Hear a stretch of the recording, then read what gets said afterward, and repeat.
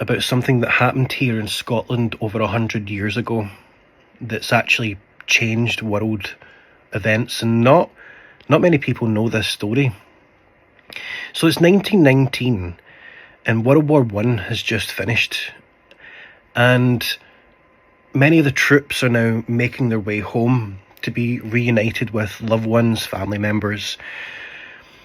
And here in Scotland we have some islands called the Isle of Lewis and the Isle of Harris.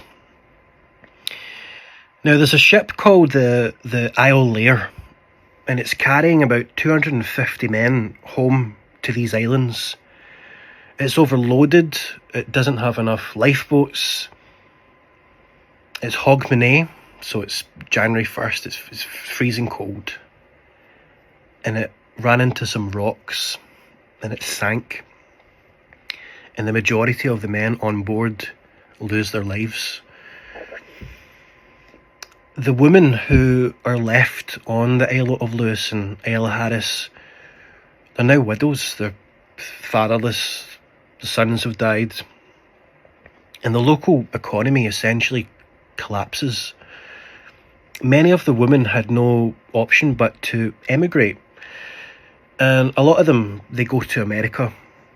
Now one of these women is a woman called Mary McLeod.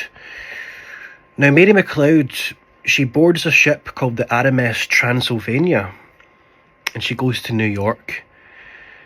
Soon after she arrives in New York, she meets a man called Fred, and they get married, and eventually they have 5 children together. The children are called Mary Ann, Fred Jr., Elizabeth, Robert, and Donald. Have you worked it out yet? Mary McLeod married Fred Trump.